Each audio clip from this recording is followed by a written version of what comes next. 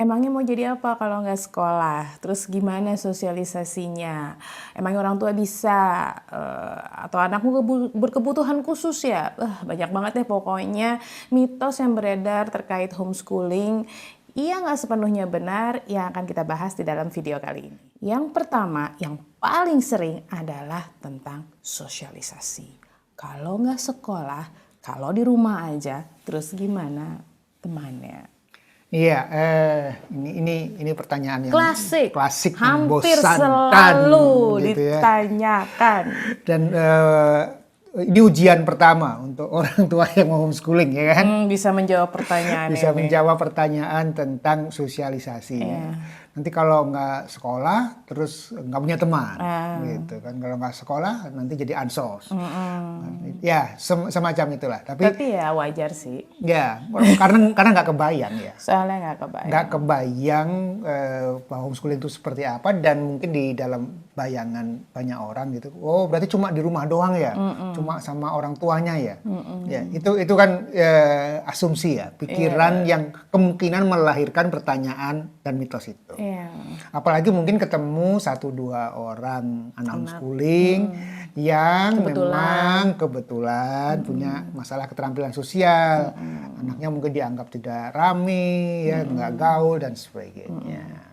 Nah, itu yang kemudian sering menjadi mitos gitu ya, bahwa anak homeschooling itu anak yang ansos, nggak bisa gaul gitu ya, nggak punya teman dan sebagainya, yang jadi prasangka sekaligus jadi keprihatinan mungkin kakek neneknya atau orang lain terhadap anak-anak yang homeschooling. Padahal kan sekali lagi ini itu kan asumsi ya. Asumsinya adalah misalnya gitu kan, anak homeschooling cuma di rumah. Padahal pertanyaannya, bener nggak anak homeschooling cuma di rumah kan gitu. Padahal kan enggak gitu. Satu. Kemudian yang kedua adalah sekolah itu tempat yang ideal gitu ya untuk anak-anak bersosialisasi, karena kemudian di situ banyak teman gitu. Banyak teman, tapi kalau temannya tawuran ya, jadi banyak hal lah ya. Sekolah bukan kemudian menjadi tempat yang selalu diromantiskan ya, diromantisasi sebagai tempat yang ideal untuk sosialisasi, karena kan banyak isu bullying ya dan yang lain-lain yang kemudian ya gitu ya tidak bisa dilihat secara sederhana tentang isu sosialisasi dan keterampilan sosial ini. Oke, kalau buat aku sih poin pentingnya pertama adalah homeschooling dan sekolah itu memang beda, ya kan? Gitu. Beda itu tidak berarti lebih buruk atau lebih baik gitu. Ya memang beda gitu. Nah, karena beda berarti cara mainnya juga berbeda. Itu yang kemudian menjadi catatan pertama ketika kita ngomongin sosialisasi. Karena sosialisasi sendiri kan maknanya 3. 1, penanaman nilai. Ya, nilai-nilai sosial, nilai-nilai kehidupan. Nah, pertanyaannya, apakah nilai-nilai kehidupan ini mau diserahkan ke teman-temannya, gitu kan? Ya. Kan keluarga punya nilai-nilai baik, ya, nilai-nilai kehidupan yang bisa dibagikan pada anak-anaknya, dan orang tua pasti lebih tahu. Kemudian yang kedua adalah keterampilan sosial. Kalau kita bicara sosialisasi. Keterampilan sosial itu apa sih? Keterampilan sosial itu bisa ngomong, berkomunikasi, terus kemudian bisa mendengarkan, berinteraksi dengan orang lain. Tidak takut ketemu orang dan sebagainya. Di titik ini kayaknya sih bisa mix ya, dalam artian anak sekolah bisa lebih baik, tapi bisa juga lebih buruk. Ya. Anak homeschooling juga sama, bisa lebih baik dan bisa lebih buruk. Gitu ya. Nah, jadi variabel sekolah dan homeschooling bukan menjadi satu-satunya variabel ya, dalam konteks sosial itu. Kemampuan sosial itu. Dan yang ketiga adalah teman sebaya. Nah, memang kalau dalam homeschooling ini. Kalau dalam homeschooling isunya lebih ke sosialisasi vertikal. Jadi anak homeschooling itu mainnya lintas usia memang secara alamiah. Dan itu yang memang ada di masyarakat kan. Sementara kalau anak-anak sekolah itu beda 2 angkatan saja udah senior, hormat dan sebagainya. Sementara anak homeschooling relatif tidak terlalu mengenal hierarki semacam itu. Jadi apakah anak homeschooling ansos? Kalau secara umum sih kita lihat bahwa tidak ada. Riset-riset sudah menunjukkan bahwa anak homeschooling kegiatannya banyak.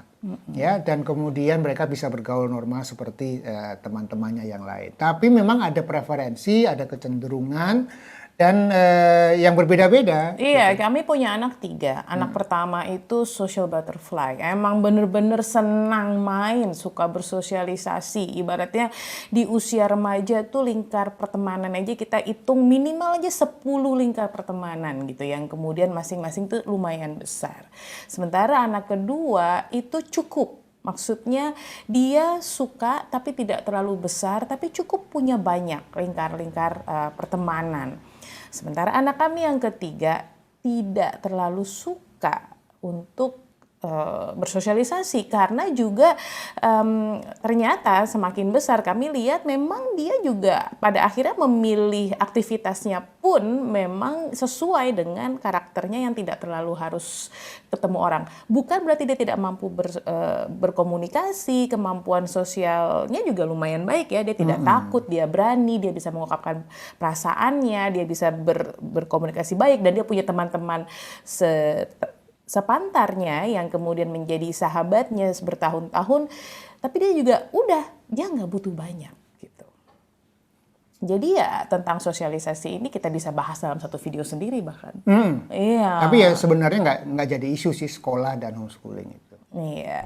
Dan buat teman-teman yang pengen tahu lebih lanjut tentang sosialisasi nanti bisa tanya di komen ya. Mitos kedua, kalau nggak sekolah mau jadi apa? Iya, ini kan bayangan. Jadi YouTuber. Emang YouTuber nggak sekolah? Nih marah lagi YouTuber yang lain.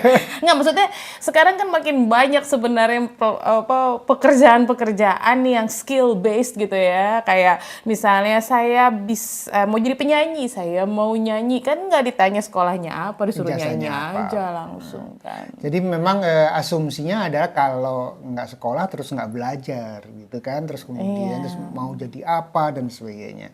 Ini yang asumsi yang perlu dibongkar juga bahwa belajar itu bukan cuma di sekolah gitu ya. Belajar itu sudah semakin luas dan kita memang punya miskonsepsi yang campur aduk nih di lapangan.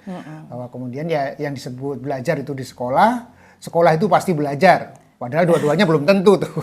Dan belajar itu yang itu. Belajar itu yang itu. Yang gitu ya. akademis, yang pakai buku mungkin, yang kemudian diajari, pergi ke sebuah tempat tertentu di waktu tertentu. Ada yang ngajarin, itu pasti belajar. Nah, itu yang kemudian perlu dibongkar dan anak-anak homeschooling ini memang membongkar berbeda ya dengan pola-pola yang dikenal yaitu bersekolah. Apakah anaknya nggak belajar? Ya belajar macam-macam gitu ya. Belajar akademis sebagian, tapi ada juga anak-anak yang belajarnya bukan belajar akademis, ya skill dan sebagainya. Nah, dan dari sisi profesi, kalau mau besar mau jadi apa, lebar pilihannya anak-anak homeschooling ini. Pertama, kalau anaknya kemudian kuliah itu kan kalau dia sudah punya paket A, paket B, paket C, kuliah kan udah tergantung dia ngambil jurusan apa, urusan pekerjaan profesinya ya tergantung urusan setelah kuliahnya. Iya, gitu. dan untuk dapat ijazah kita sudah bahas ya, teman-teman bisa cek di videonya, saya taruh di deskripsi nanti. Nah, ada anak-anak yang lain yang tidak berbasis kuliah akademis, ya, anak-anak yang kemudian mungkin atlet ya, menekuni dunia sport dan kemudian memang mau jadi atlet profesional atau seniman, atau sekarang ini banyak sekali profesi-profesi yang berbasis pada kreatif gitu ya. Enak banget anak sekarang. Mitos ketiga, orang tua gak bisa ngajarin anaknya sendiri. Ya emang iya sih. Kalau bayangannya seperti bapak dan ibu guru di sekolah. Jadi ini with all due respect kepada para guru di sekolah yang memang belajar khusus tentang itu, dan kemudian memang ya yang namanya mengajari anak-anak itu butuh keterampilan sih, betul. Tapi apakah orang tua bisa? Ya, apakah orang tua homeschooling bisa menyelenggarakan pendidikan sendiri? Jawabannya bisa. Ya. Apakah orang tua harus mengajar? Nah, itu bisa kita omongin. Itu yang kemudian memang jadi isu karena proses homeschooling itu bukan kayak sekolah terus di rumah ada ruang khusus, ada kamar yang disulap, diubah jadi ruang kelas dengan jam khusus. Dengan jam khusus dari jam 7 sampai jam 12. Terus kemudian anaknya belajar di kursi ya ketika di meja yang disediakan secara khusus kayak di sekolah, terus orang tuanya ngajarin di depan di papan tulis. Iya, ini soalnya gini. Jadi waktu di awal-awal kami homeschool, ketika anak-anak masih di usia sekolah gitu ya, itu kami sering terima orang datang gitu untuk kemudian nanyain di mana belajarnya, lihat dong ruangannya gitu. Dengan harapan tuh kami di rumah punya sebuah ruang khusus dedicated gitu ya untuk tempat anak-anak belajar gitu. Dan kami nggak punya. Dan Jadi belajarnya kecewa. di mana? Terus kapan belajarnya? Terus kapan belajarnya? Jadi lagi belajar ini gitu, anaknya lagi belajar, main, gitu. lagi bikin Lego. Terus atau belajarnya di kemudian- mana? Kasih lihat meja makan, di dapur, gitu. Kamar mandi. Wah, itu kecewa. Ya. Banyak media yang kecewa ya. Iya, karena kan orang nggak kebayang ya sebuah model pendidikan yang lain yang berbeda dengan sekolah, dan homeschooling ini bentuk-bentuknya sangat beragam, dan salah satu bentuknya yang seperti yang kita jalani adalah betul-betul nggak mirip sekolah sama sekali. Gitu. Jadi proses yang terjadi bukan belajar mengajar bukan. Ya, proses utama yang terjadi adalah facilitating. Nah, Memfasilitasi anak-anak. Peran orang tua itu seperti manajer, ya, mengelola proses kegiatannya anak-anak, atau kemudian bayangannya mungkin kepala sekolah lah ya, yang lebih dekat dengan pendidikan ya, gitu ya. kepala sekolah sekaligus tukang sapu. Nah, Sekaligus. sopir nganterin ke tempat kegiatan dan sebagainya. Jadi skill dan proses utama yang dijalani dalam proses homeschooling itu bukan mengajar, tapi menemani proses anak-anak. Bahkan kalau anak-anak sudah besar jadi coach, ya, untuk life coach ya, yang kemudian mengajari bagaimana anak-anak bikin rencana, buat target dan sebagainya, membantu mereka mengelola jadwalnya supaya sampai pada tujuan yang ingin dia kejar dan sebagainya. Jadi nggak bisa mengajar yang memang bukan mengajar prosesnya, dan kemudian anak-anak teknisnya belajarnya bisa macam-macam gitu ya, bisa belajar melalui tutorial gitu ya, belajar mandiri dan sebagainya. Ada mitos lain nih yang menarik, itu adalah homeschooling itu pasti mahal. Tapi ya iya sih, emang mahal sih. Tidak gratis pasti gitu ya. Mahal karena waktu saya mahal. Ya betul. Waktunya orang tua itu yang paling Waktunya mahal. orang tua itu mahal. Apakah cuma untuk artis gitu ya, karena mahal hanya orang-orang Tapi kaya mungkin dan di sini artis itu. mahal mungkin bayangannya karena gitu ya, teman-teman yang pengen tahu tentang homeschooling atau cari tahu tentang homeschooling dan kemudian bertanya pada lembaga berlabel homeschooling dikasih harga yang mahal. Nah, padahal sebenarnya homeschooling itu adalah pendidikan berbasis keluarga. Jadi Kita butuh lembaga yang namanya PKBM untuk legalitas dan anak-anak. itu tidak mahal teman-teman. Kalau yang teman-teman cari PKBM Dan aspek legalitasnya saja. dan Yang bukan- mahal itu adalah kalau minta anak kita dipegang, diajari orang lain, itu yang bikin mahal. Ya, Gitu. jadi homeschooling itu buat teman-teman yang baru tahu, itu adalah pendidikan berbasis keluarga, di mana keluarga lah yang mengambil alih proses pendidikan anak-anaknya. Tentang legalitas kita sudah bikin videonya dan teman-teman bisa baca, bisa lihat di sana. Yang pasti terkait dengan mahal dan murah ini, begitu dipegang sama keluarga itu seperti nanya berapa biaya makan.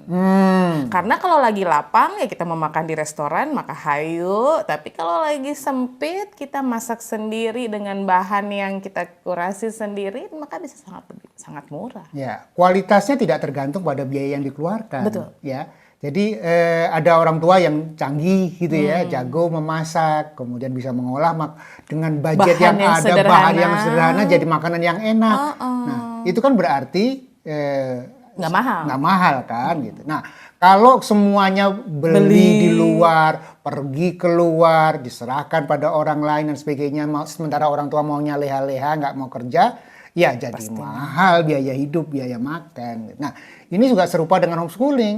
Kalau semuanya les, semuanya kursus, semuanya diserahkan orang lain dan Bahannya sebagainya. beli. Ya, bahannya beli, terus kemudian semuanya, oh aku maunya privat, satu-satu, one on one gitu ya. Maka ya memang mahal gitu ya. Nah, tapi dalam pengalaman keluarga kami, isunya sekali lagi bukan mahal, tapi fleksibel. Ya, homeschooling itu jangan bandingkan dengan sekolah negeri yang disubsidi negara. Ya, homeschooling itu memang bayar. Kita harus mengeluarkan uang karena kita seperti sekolah swasta. Ya. Nah, bayarnya buat apa? Bayarnya buat anak-anak kita gitu ya. Iya. Beli materi belajar, berkegiatan dan sebagainya, dan semuanya itu fleksibel, bisa mahal, bisa murah gitu. Yang berikutnya yang juga sering ditanyakan adalah kamu homeschooling karena anaknya berkebutuhan khusus ya. Ya, kebutuhan khusus itu biasanya ada di dua spektrum ya.